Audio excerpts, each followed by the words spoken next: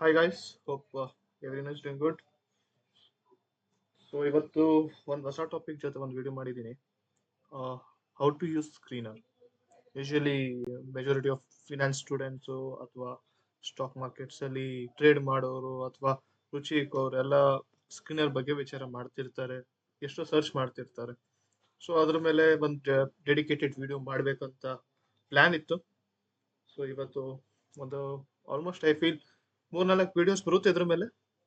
So I will teach you everything as much as required for a finance student.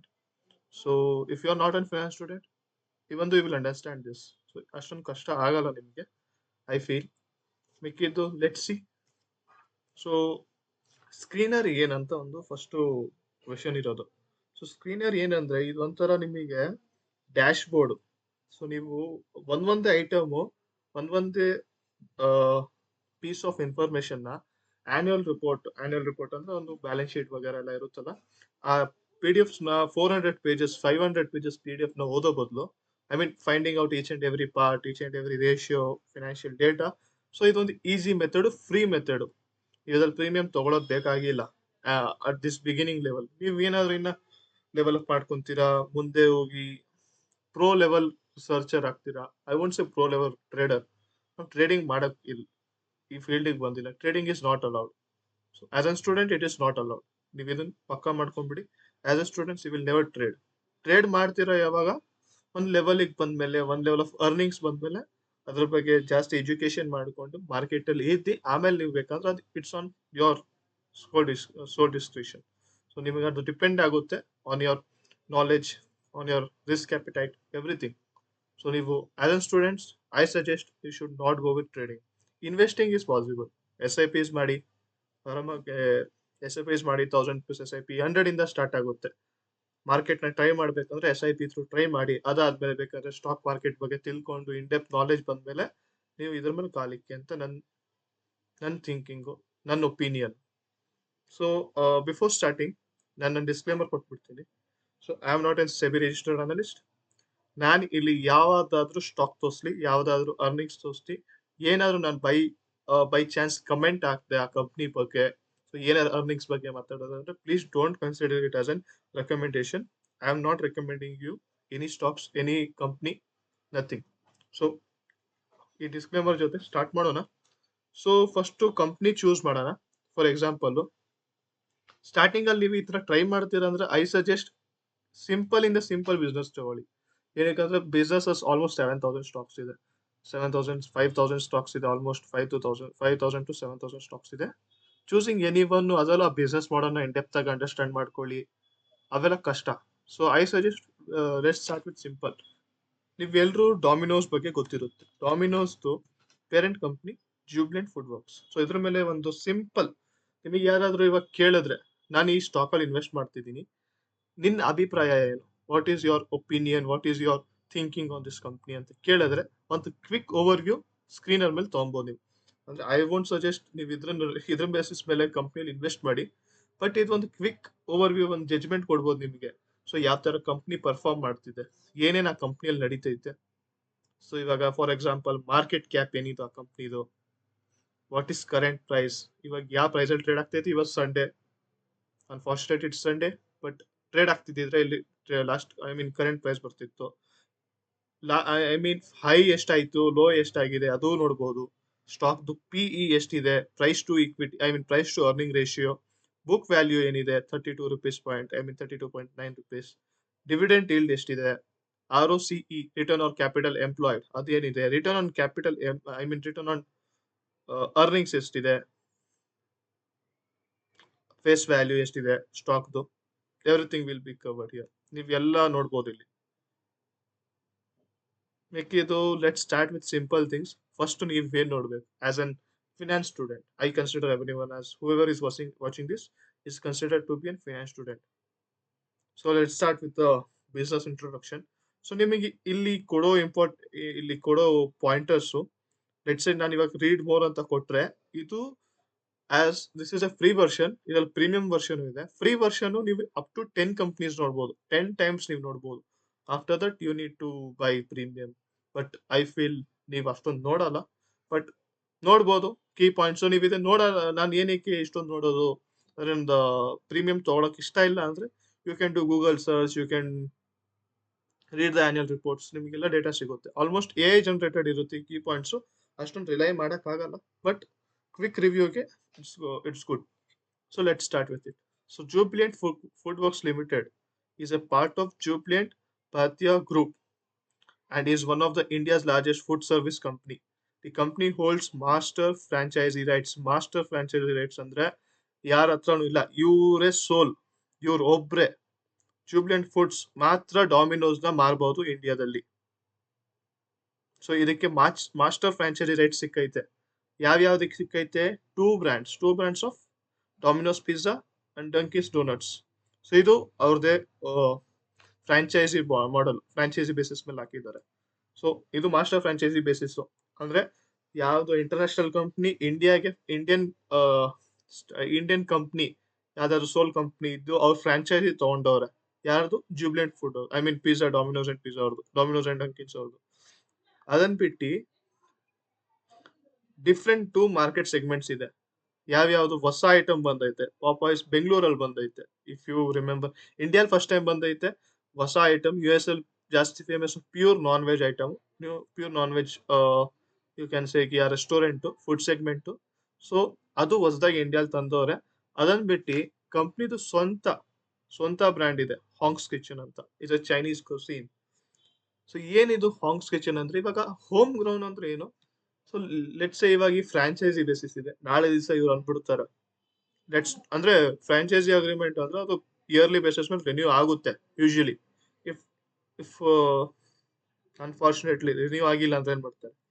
Domino's ಬರ್ಕಾಗಲ್ಲ ಇಲ್ಲಿ ಅಂದ್ರೆ ಬೇರೆಯವ್ರಿಗೆ ಕೊಡ್ತಾರೆ. But ಈ share ಹೋಲ್ಡರ್ಸ್ಗೆ ಈ ಬಿಸ್ನೆಸ್ ವರ್ತ್ ಇರಲ್ಲ, ಅರ್ನಿಂಗ್ಸೇ ಇರಲ್ಲ. ಡಾಮಿನೋಸ್ ಇಂದ ಅರ್ನಿಂಗ್ಸ್ ಇರೋದು. ಸೊ ಆನ್ ಸೇಫರ್ ಸೈಡ್ ಅವ್ರು ಒಂದು ಸ್ವಂತ ಬ್ರ್ಯಾಂಡ್ ಸ್ಟಾರ್ಟ್ ಮಾಡೋರೆ. ಯಾವ್ದದು? Hong's Kitchen. So let's go into key points, understand ಮಾಡೋಣ ಕಂಪ್ನಿ ಏನೇನ್ ಮಾಡೈತೆ. ಸೊ ಇಷ್ಟು ದೊಡ್ಡಿರುತ್ತೆ, ಇಷ್ಟು ದೊಡ್ಡದಾಗಿರುತ್ತೆ. ನೀವು ಇದನ್ನ ಓದಿದ್ರೆ I feel at A basic level ನಿಮ್ಗೆ ಅರ್ಥ ಆಗುತ್ತೆ ಏನ್ ನಡೀತೈತೆ. ಲಾಸ್ಟ್ ಅಪ್ಡೇಟ್ ಯಾವಾಗ ಆಯ್ತು? 6 months, a week ago. I mean 6 months, 1 week ago. So let start with about. ನಾವು ಓದಿದೀವಿ, ಕೀ ಪಾಯಿಂಟ್ಸ್ ಓದೋಣ. ಸೊ ನೋಡಿ, ನಿಮ್ಗಂದಿದೆ exclusive right for Domino's brand. ಯಾವಾಗಿಂದ? 1996 ಇಂದ holds exclusive master franchise rights for Domino's pizza in India, Bangladesh. Okay, in India, Bangladesh, Nepal and Bhutan, totally four countries ಅಲ್ಲಿ ಅವರಿಗೆ ಆಕ್ಸೆಸ್ ಇದೆ. 4 countries ಅಲ್ಲಿ ಅವ್ರು ಸೆಲ್ ಮಾಡ್ಬೋದು. ಸೊ ಹಾ, ಅದಿದೆ, ನಾವು ರಾಯಲ್ಟೀಸ್ ಪೇ ಮಾಡಬೇಕು.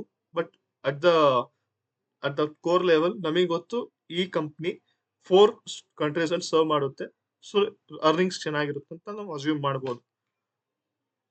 Largest franchise out of U S A. So ಈ ಫ್ರಾಂಚೈಸಿ ಇದೆಲ್ಲ ಜೂಬ್ಲೆಂಟ್ ಫುಡ್ ವರ್ಕ್ಸ್. ಆ franchise is a largest one out of U S ನ ಬಿಟ್ಟರೆ ಇದೆ ಸೆಕೆಂಡ್ ಲಾರ್ಜೆಸ್ಟ್ ಅಂತ ನಾವು ಎಕ್ಸ್ಪೆಕ್ಟ್ ಮಾಡ್ಬೋದು. ಅದನ್ನ ಬಿಟ್ಟು it has also bin granted exclusive right for Domino's brand in Sri Lanka. So same question, ಅದೇ ಹೈಲೈಟೆಡ್ ಕೆಳಗೆ ಅವ್ರು ಕೊಟ್ಟಿದ್ದಾರೆ. Totally company operates 50 and 26 stores. 50 15 Sri Lanka, 26 in Bangladesh. So ಇವಾಗ ರೀಸೆಂಟ್ಲಿ ಇನ್ನೊಂದು ಬ್ರ್ಯಾಂಡ್ ನ ಅಕ್ವೈರ್ ಮಾಡೈತೆ. ಎಲ್ಲಿ ಬ್ರ್ಯಾಂಡ್ ಅದು ಲಿಸ್ಟೆಡ್ ಆಗಿತ್ತು? ಲಂಡನ್ ಸ್ಟಾಕ್ ಎಕ್ಸ್ಚೇಂಜ್, ಎರೋಸಿಯಾ ಅಂತ. ಓಕೆ, ಸೊ ಅದನ್ನ ಬಿಟ್ಟು as an exclusive franchise rights, I feel DP ಅಂತ ಒಂದು ಕಂಪ್ನಿಯವರ ಹತ್ರ ಮುಂಚೆ ಫ್ರಾಂಚೈಸಿ ರೈಟ್ಸ್ ಇತ್ತು.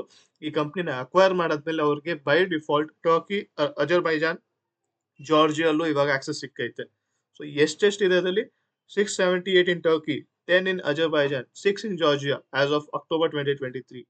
ಸೊ ಆಲ್ಮೋಸ್ಟ್ ಅಷ್ಟು ಔಟ್ಲೆಟ್ಸ್ ಇವ್ರ ಕೆಳಗೆ ಬಂತು.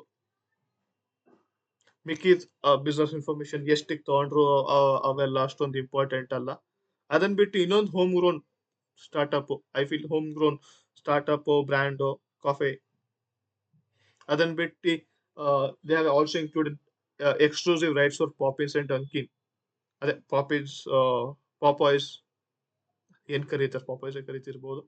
If I am spelling it out of pronouncing it right on wrong, please please ignore. ಅಷ್ಟೊಂದು ಚೆನ್ನಾಗಿಲ್ಲ ನನ್ನ English, but I am trying my best. Dunkin's restaurant in India, Popeye restaurant in India, Bangladesh and Bhutan. So ಪಾಪಾಯಿನ ಹೊಸ brand settle ಆಗೋ time ತಗೊಳುತ್ತೆ. So usually ಏನಾಗಿತ್ತಂದ್ರೆ ಈ regional level ಅಲ್ಲಿ try ಮಾಡ್ತಾರೆ. ಆದಷ್ಟು ರೀಜನಲ್ ಅಂದ್ರೆ ನೀವು ಕ್ಯಾಪ್ಚರ್ ಮಾಡ್ಬೇಕಂದ್ರೆ, ಇಂಡಿಯಲ್ ಫಸ್ಟ್ ಟೈಮ್ ಯಾವ್ದಾದ್ರು ಬ್ರ್ಯಾಂಡ್ ಬಂತು ಅಂದ್ರೆ ಸೇಮ್ ಯು ಎಸ್ ಅಲ್ಲಿ ಮಾಡೋದು ಇಂಡಿಯಲ್ ಮಾಡಕ್ ಆಗಲ್ಲ. ಟೇಸ್ಟ್ ಡಿಫ್ರೆನ್ಸ್ ಇರುತ್ತೆ, ಎಷ್ಟೆಲ್ಲ ಡಿಫ್ರೆನ್ಸ್ ಇರುತ್ತೆ. ಸೊ ಅವ್ರು ಆದಷ್ಟು ಲೋಕಲ್ ಲೆವೆಲ್ ಅಲ್ಲಿ ಟ್ರೈ ಮಾಡ್ತಾರೆ, ರೀಜನಲ್ ಲೆವೆಲ್ ಅಲ್ಲಿ ಟ್ರೈ ಮಾಡ್ತಾರೆ ಮ್ಯಾಚ್ ಮಾಡಕ್ ಟೇಸ್ಟ್.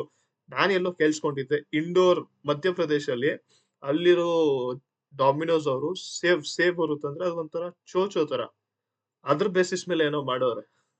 ಪೋಹಾ ಚೋಚೋ ಅಂತ ಏನೋ ಒಂದು ಇದೆ ಫುಡ್ ಐಟಮ್, ಅದ್ರ ಬೇಸಿಸ್ ಮೇಲೆ ಪಿಜ್ಜಾ ಮಾಡಿದ್ರಂತೆ. ಹೆವಿ ಯುನೀಕ್ ಅದು. ಸೊ ಅದನ್ನ ಬಿಟ್ಟು ಮಿಕ್ಕಿದ ಹಾಂಗ್ಸ್ ಕಿಚನ್ ಬಗ್ಗೆ ಮಾತಾಡ್ತವ್ರೆ. ಇದು ಒಂದು ವೆಂಚರು ಅಂತ, they have ventured in it. Chinese cuisine ಅದು segment with owns restaurant brands. Own restaurant, ಸ್ವಂತ ಅಂದ್ರೆ ಸ್ವಂತ ಬ್ರ್ಯಾಂಡ್ ಇದು. They have 13 restaurants totally 3 cities ಅಲ್ಲಿ. ವೈಂಡ್ ಅಪ್ ಆಫ್ ಬಿಸ್ನೆಸ್ ಅಂದ್ರೆ ಏನಾಯ್ತು, ವೈಂಡ್ ಅಪ್ ಆಫ್ ಬಿಸ್ನೆಸ್ ಅಂದ್ರೆ ಕ್ಲೋಸ್ ಮಾಡಿದ್ರು ಬಿಸ್ನೆಸ್. ಶೆಫ್ ಬಾಸ್ ಅಂತ ಅದು ಇತ್ತು ಅನ್ಸುತ್ತೆ, ವರ್ಕೌಟ್ ಆಗಿಲ್ಲ. ಏಕ್ ದಮ್ ಬಿರಿಯಾನಿ ಅನ್ಸುತ್ತೆ, ಏಕ್ ದಮ್ ಅಂತ ಎಲ್ಲ ಕೇಳಿಸ್ಕೊಂಡಿದ್ದೆ. I feel Ek Dum biryani close ಆಗಿದೆ. Network of stores. ಸೊ ಇವಾಗ ನೀವು as an investor, let's as an finance student, ಇವಾಗ ನಮ್ದು ಸ್ಟೋರ್ಸ್ ಇನ್ಕ್ರೀಸ್ ಆದ್ರೆ ರೆವಿನ್ಯೂ ಜಾಸ್ತಿ ಆಗುತ್ತಾ, ಅಥವಾ ಸ್ಟೋರ್ಸ್ ಕಡಿಮೆ ಇದೆ ಸೇಲ್ಸ್ ಜಾಸ್ತಿ ಅಂದ್ರೆ ಫುಡ್ ಕೌಂಟ್ಸ್ ಜಾಸ್ತಿ ಬರಲಿ ಅಂದ್ರೆ ಸೇಲ್ಸ್ ಜಾಸ್ತಿ ಅಂದ್ರೆ ನಮ್ ಅರ್ನಿಂಗ್ಸ್ ಜಾಸ್ತಿ ಆಗುತ್ತಾ? ಸೊ ಅದ್ರ ಬೇಸಿಸ್ ಮೇಲೆ ಯೂಶಲಿ ಇವೆಲ್ಲ fast food services, quicks quick serve restaurants ಅಂತ ಅಂತೀವಿ ನಾವು. SQR ಅಂತ ಏನೋ ಕರೀತಾರೆ ಅದನ್ನ, QSR, sorry sorry sorry apologies. QSR ಅಂತ ಕರಿತೀವಿ, ಕ್ವಿಕ್ ಸರ್ವ್ ರೆಸ್ಟೋರೆಂಟ್ಸ್.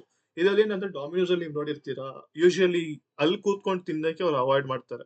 ನೀವು ಆನ್ಲೈನ್ ಅಲ್ಲಿ ಆರ್ಡರ್ ಮಾಡಿ ನಿಮಗೆ ಬೇಕಾದಷ್ಟು ಡಿಸ್ಕೌಂಟ್ ಕೊಡ್ತಾರೆ, ಬಟ್ ಅಲ್ಲೇ ತಿಂತೀರಾ ಅಂದ್ರೆ it's not good for them. ಏನಕ್ಕಂದ್ರೆ ಇವಾಗ ನೀವು ಆ ಜಾಗನ ತಗೊಂಡು ಒಳ್ಳೆ ಪಾಶ್ ಏರಿಯಲ್ಲಿ ಹಾಕ್ತೀರಾ, ರೆಂಟ್ ಕಾಸ್ಟ್ ಬೀಳುತ್ತೆ. ಅದ್ರ ಬದಲು ಅವ್ರ ಐಡಿಯಾ ಏನಿದೆ ಅಂದ್ರೆ, ನಾವು small chicken, I mean sorry sorry small kitchen ಅಂತ ಹಾಕೊಂಡು ಆ ಕಿಚನ್ ಅಲ್ಲಿ ಪ್ರಿಪೇರ್ ಮಾಡಿ, ಕ್ಲೌಡ್ ಕಿಚನ್ ತರ ಪ್ರಿಪೇರ್ ಮಾಡಿ we can deliver it. So cost effective ಆಗಿರುತ್ತೆ. ಸೊ ಆದಷ್ಟು ನೀವು ನೋಡಿರ್ತೀರಲ್ಲ, ಸಿಟಿ ಕಂಫರ್ಟ್ ಇರಲ್ಲ. ಬಟ್ ಸ್ಟೋರ್ಸ್ ನವ್ರು ಆದಷ್ಟು ಇನ್ಕ್ರೀಸ್ ಮಾಡ್ತಾರೆ, ಏನಕ್ಕಂದ್ರೆ ಸ್ಟೋರ್ ಇದ್ರೇನೆ ಪ್ರೆಸೆನ್ಸ್ ಇರೋದು.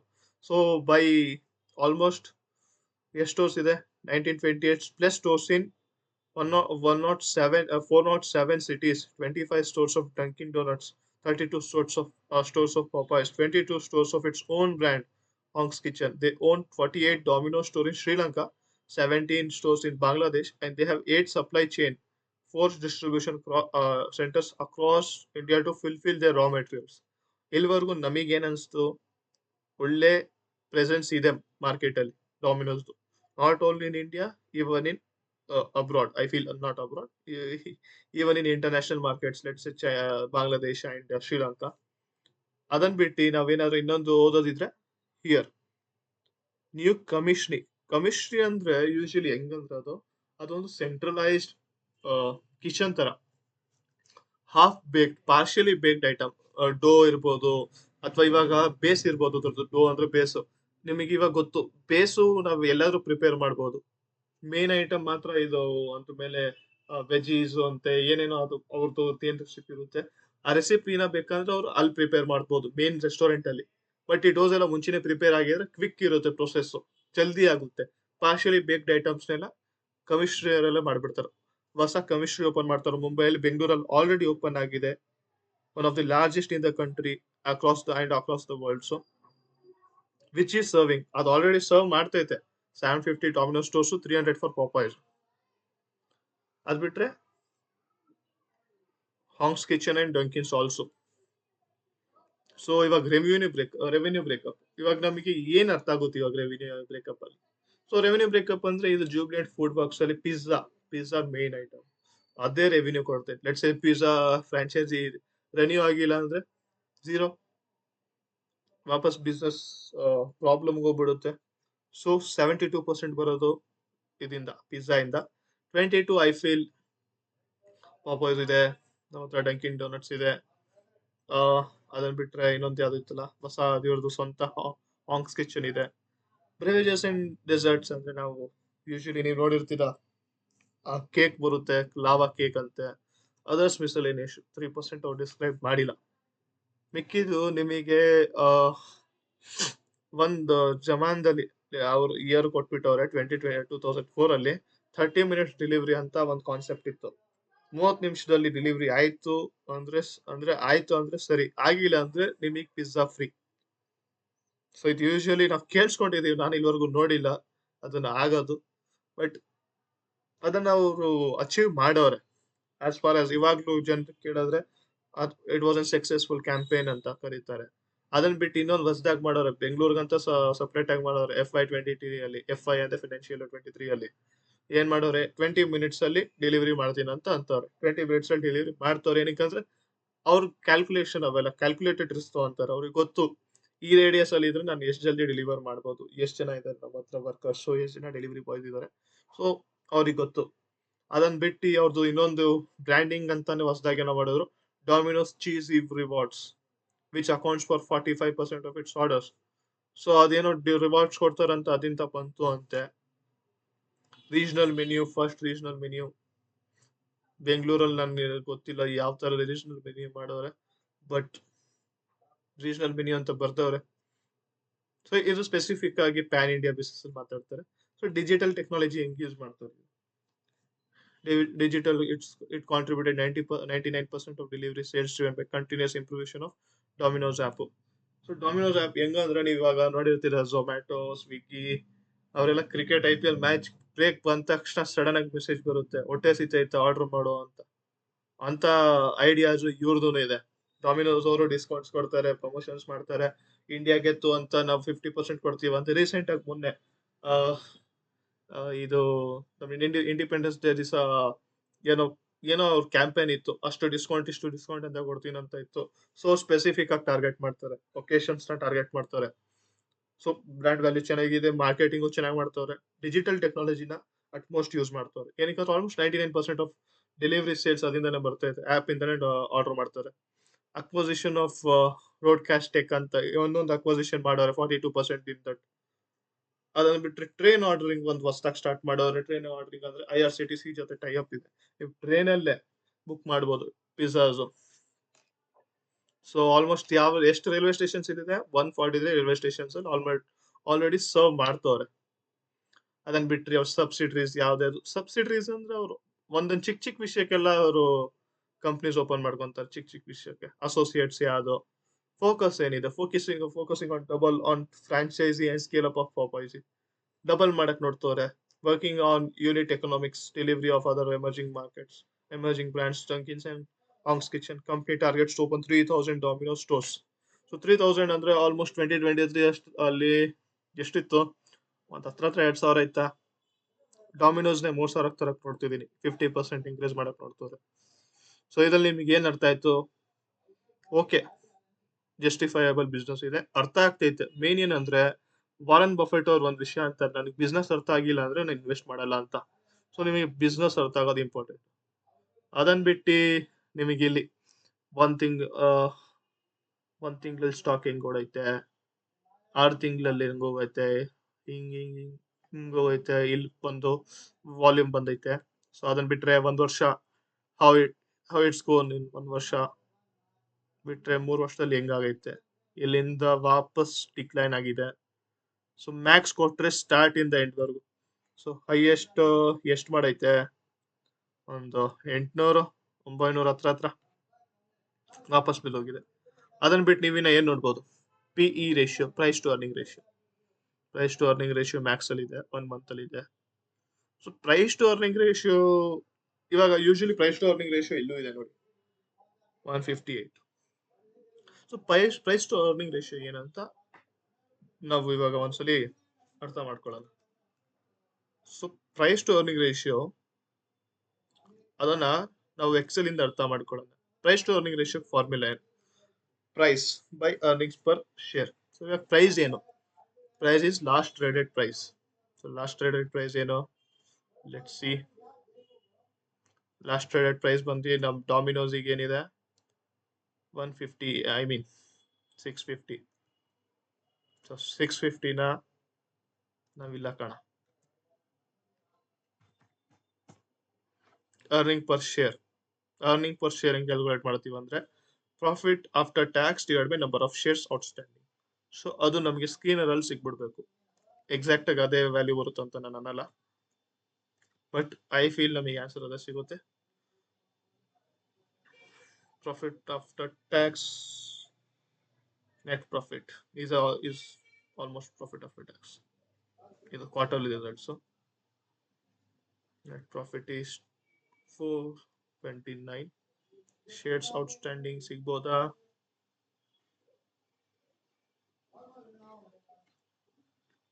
ಸಿಗುತ್ತೆ. ಇದು ಕ್ರೋರ್ಸ್ ಅಲ್ಲಿ ಇದೆ. ಲಾಸ್ಟ್ 400 ಇದೆ. 400 crores.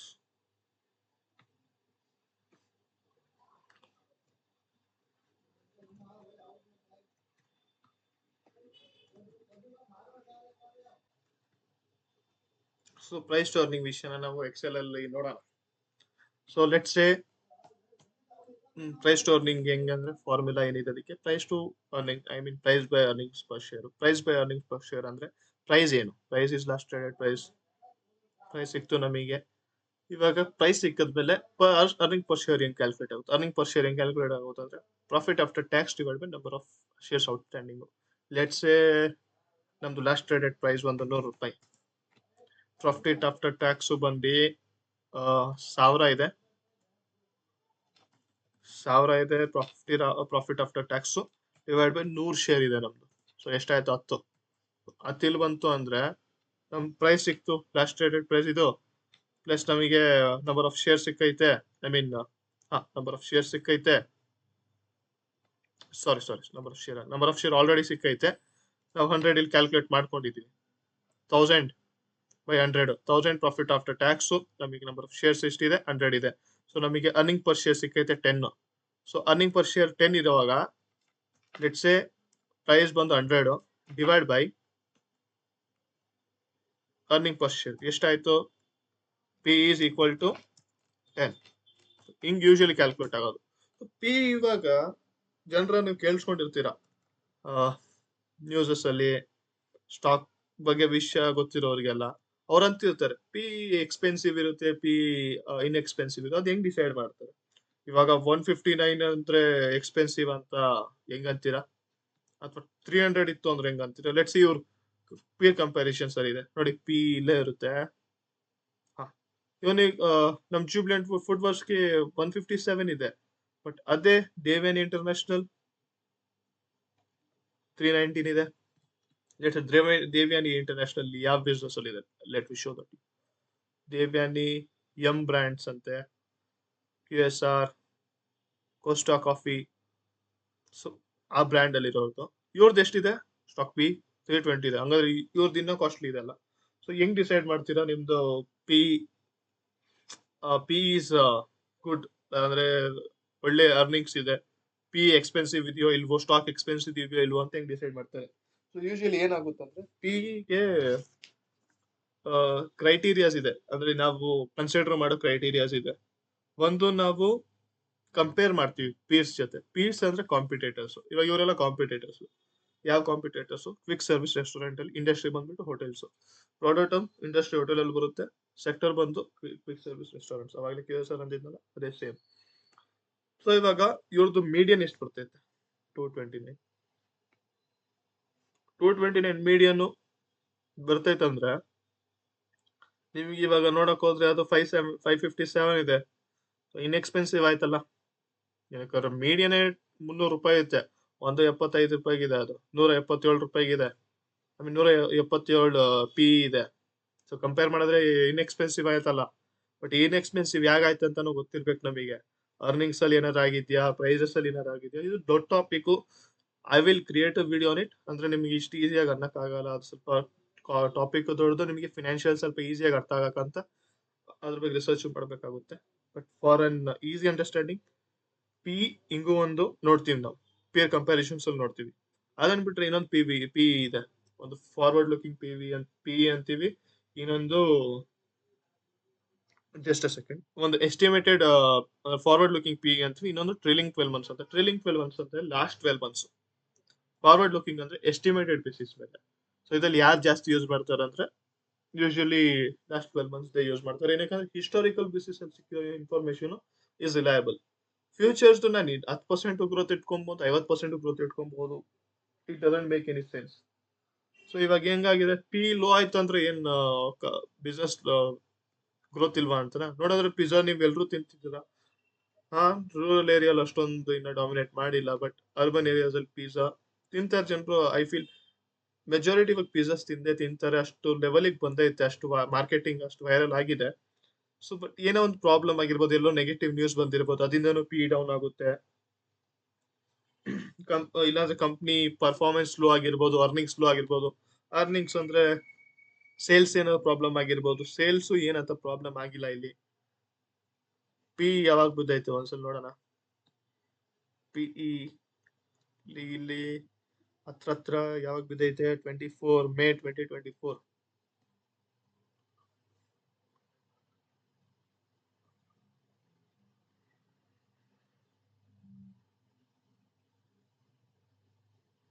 ಪ್ರೈಸ್ ಸೇಲ್ಸ್ ಏನು ಬಿದ್ದಿಲ್ಲ,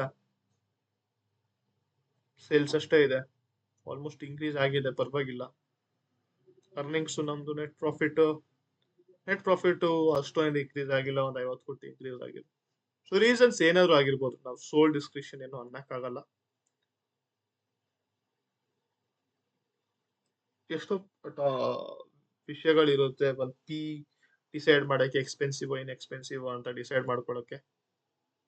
ಸೊ ಅದು ಪಿ ವಿಷಯ ಆಯ್ತು. ಇನ್ನೊಂದು ಪಿ ಬರುತ್ತೆ, ಇಂಡೆಕ್ಸ್ ಪಿ ಅಂತ. ಇಂಡೆಕ್ಸ್ ಪಿ ಒಂದ್ಸಲಿ ತೋರಿಸ್ಬಿಡೋಣ.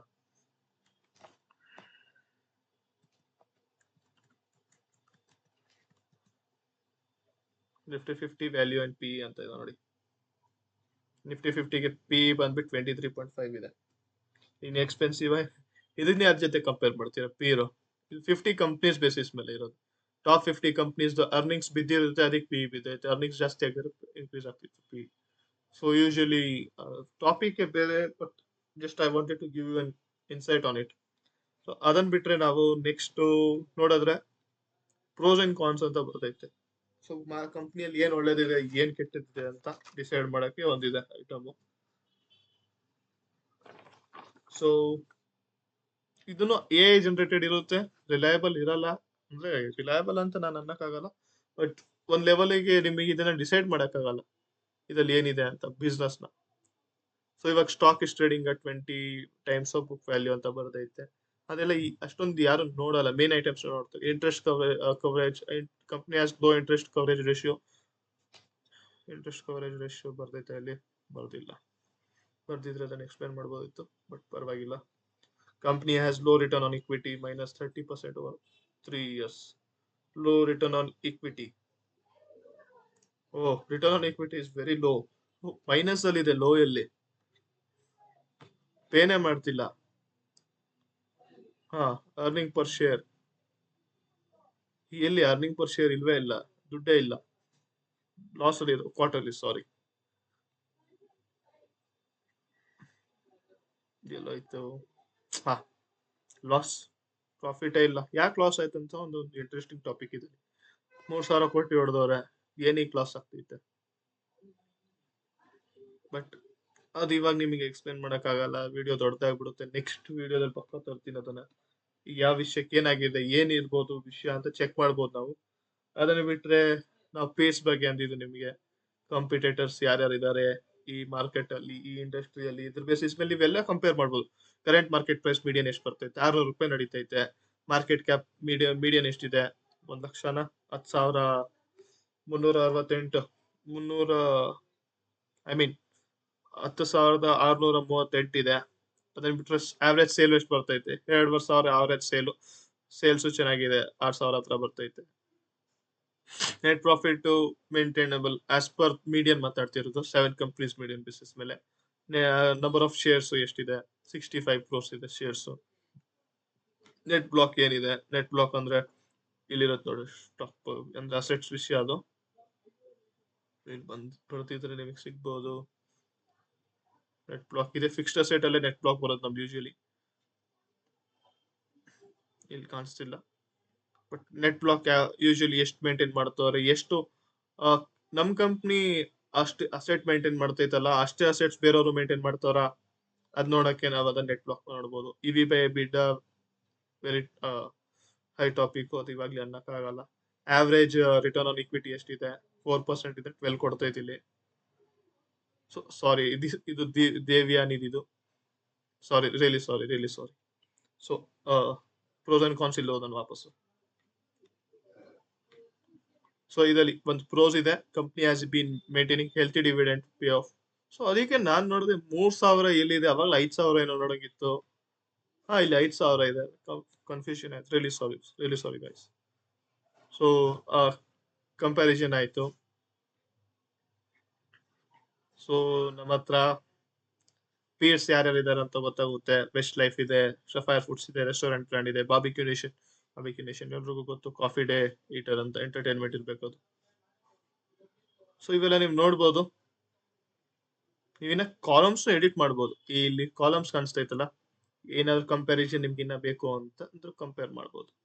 ಏನೇನ್ ಕಂಪೇರ್ ಮಾಡ್ಬೋದಪ್ಪ, last 3 years earnings, return over 5 years, growth last 3 ವರ್ಷದಲ್ಲಿ ಎಷ್ಟಾಯ್ತು, ಸೇಲ್ಸ್ಗೆ ಎಷ್ಟು ಗ್ರೋತ್ ಆಯ್ತು ಲಾಸ್ಟ್ 3 years ಅಲ್ಲಿ, ಲೆಟ್ಸ್ ಎಲ್ಲ ನಾನು ಇದನ್ನ ಹಾಕೊಂತೀನಿ. Save column. ಹಾ, 3 ವರ್ಷ ಲಾಸ್ಟ್ 3 years ಅಲ್ಲಿ 19% ಕೊಡ್ತಾ ಇತ್ತು ನಮ್ಮ ಕಂಪ್ನಿ. ಬಟ್ ಇಂಡಸ್ಟ್ರಿಯಲ್ 34 ಕೊಡ್ತೈತೆ, ಎಕ್ಸ್ಪೆಕ್ಟೇಷನ್ 34 ಬರ್ಬೇಕು ನನಗೆ. ಸೊ ಅವಾಗಲೇ ಪಿ ವಿಷಯ ಮಾತಾಡಿದ್ವಲ್ಲ, let's L again we will check P ಯಾವಾಗಾದ್ರೂ ಬಿದ್ದೈತಾ. ಪಿ ಇಲ್ಲಿ ಬಿದ್ದೈತೆ 24 ಮೇ 24 ಬೀಳ್ಬೇಕಿತ್ತಲ್ಲ. It's okay.